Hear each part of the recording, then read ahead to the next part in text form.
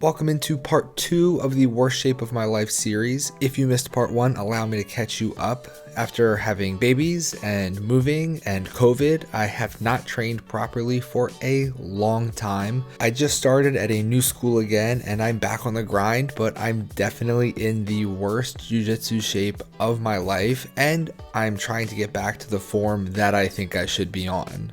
I wanted to check what my current weight is before I started rolling again, just to see where I am walking around right now. I usually, or used to, walk around at about 170.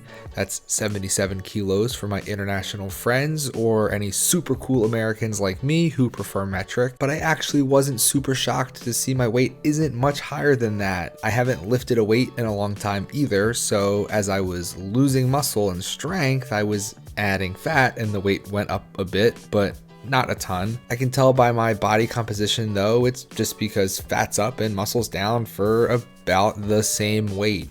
The school I'm at now is Hillsborough BJJ in, unsurprisingly, Hillsborough, New Jersey, which is not far from where I live now, which is great. I don't have to drive 3 hours round trip just to train. I will admit, I was a little nervous walking into the school. You go to a school as an upper belt and sometimes you feel like people are really testing you, like, is this guy really a brown belt? Fortunately for me, this is one of the most welcoming schools I've ever been to, and everyone is A, super friendly and fun to be around, and B, really, really good. It's been great being back on the mats and rolling. I have felt okay. I'm having good rounds, but I'm definitely, I guess we'll say, a little rusty. It's hard feeling more tired than I'm used to because I've always had very good cardio, and when training I never really had to worry about would I get tired during rounds and would that limit what I wanted to work on. I have caught myself now kind of relying on a few old tricks I have up my sleeve to help me control the pace of things and to get to positions I'm comfortable with, but I'm also getting pushed a lot and definitely feeling like my timing is off a bit. But the worst part about coming back after a long layoff is the cramps. Every athlete has experienced a cramp or two in their day, but my first few times rolling again, the cramps in my legs were brutal. Bad enough that I had to stop the rolls to try to stretch it out. Now, if you know me, you know I'm a dork, so I'm going to read every study I can find on cramping during sports and find out why. But unfortunately, it's sort of a weird thing with no definite cause.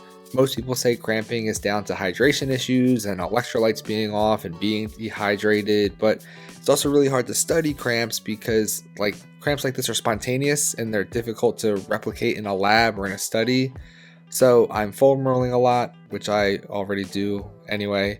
I'm stretching a lot, which I already do a lot anyway. I even had to bust out the very fancy named leg squeezers.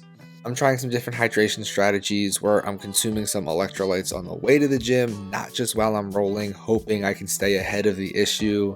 I know that it's most likely caused by me not using my body in this intense way for a long time, and now I'm just throwing myself back into hard training and my body is trying to catch up. It's just not part of the return that I was expecting. Like fatigue, yes. Soreness, sure. But mid-roll cramps that seize my legs up weren't on my list of things to watch for. But I'm still not complaining. I'm so glad to be back rolling, even if my timing is a little off and I'm breathing a lot heavier than I expected and I'm getting beat up a little bit. If you listen to the most recent episode of the podcast, you know that there may or may not be a chance I'm going to be competing in February. I'm trying to really train hard now and prepare for that possibility, probability, hopefully, but I guess we'll have to stay tuned for that. This has been a good week of getting back on the mat, feeling comfortable rolling again, feeling comfortable in a new space, working on timing, and trying to find my rhythm. Next week is getting turned up even more, so make sure you're subscribed and stay tuned.